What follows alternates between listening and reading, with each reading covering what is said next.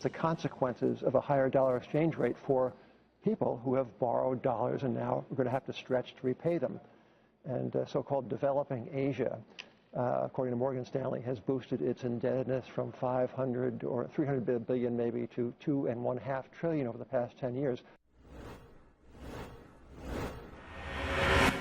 Recent years have brought us plenty of wailing and gnashing of teeth as to how the American dollar is taking a global beating and is no longer a solid standard. Yet if one puts a financial ear to the ground and pays close attention, recent reality is a very different tale. Welcome back to MidPoint. Professor of Finance at the Fuqua School of Business at Duke University, Campbell Harvey joins us. Campbell, good to see you again.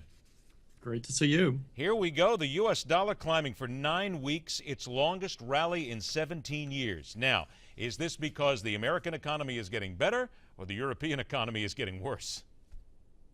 Well, I think both of those, plus there's another factor.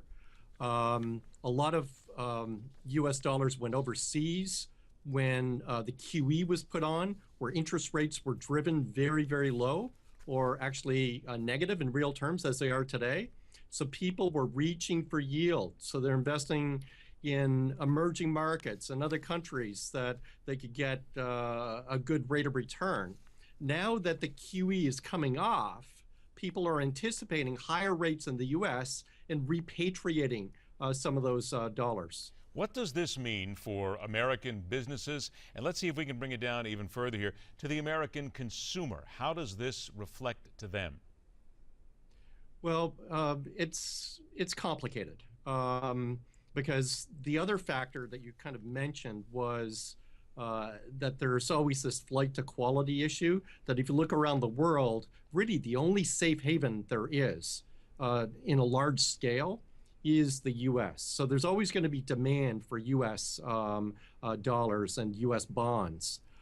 So what does it mean when the currency appreciates? That really means that the other countries' currencies depreciate. So it means that it's more difficult for U.S. to export, and it's easier for emerging countries to export. No, please go ahead, finish. Yeah, so I think that in terms of the trade sector, it definitely has an impact. However, and this is a very significant however, the size of the trade sector in the U.S. is relatively small compared to other countries.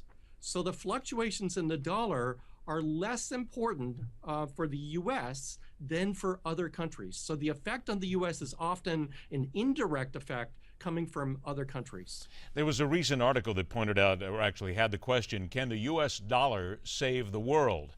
And there seems to be a thinking process that, well, maybe it won't save the world, but it's really good right now because it's going to buy a lot of these faltering economies time to rebuild themselves. You follow with that? Well, if these faltering economies can export more to the U.S., that's a good thing for them. And given that the U.S. is in a very strong position right now, we've got good GDP growth. Our unemployment has come down dramatically. Everything looks pretty solid. We've got an energy dividend that we haven't experienced for 50 years. You put that all together, and you would think that the U.S. might be the engine of economic growth in the next 5 years, just as China was in the past. How long do you think this is going to last? I mean, we're looking at the longest rally in 17 years, 9 weeks. Do you see this going on through the end of the year? Yeah, I think that it's actually 9 weeks isn't that large. You need to look at the entire data. If you look at the U.S. dollar index, you'll see fluctuations up and down, and the recent period doesn't really look unusual to me. Like, I know statistically it is a long period of time, but when you look at the data, you look at the chart over 10 years, it doesn't really look abnormal. Guessing what it's been, though, it still is good to see, right, that the American dollar is not as bad as many people thought it was over the last 10 or 20 years. Took quite a beating.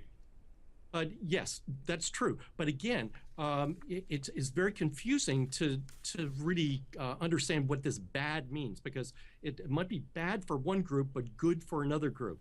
So there's always these indirect benefits that we need to calculate. Just like, for example, the price of oil going down might seem to be a good thing for consumers, but it's a bad thing for, let's say, oil companies. There's always these trade-offs here.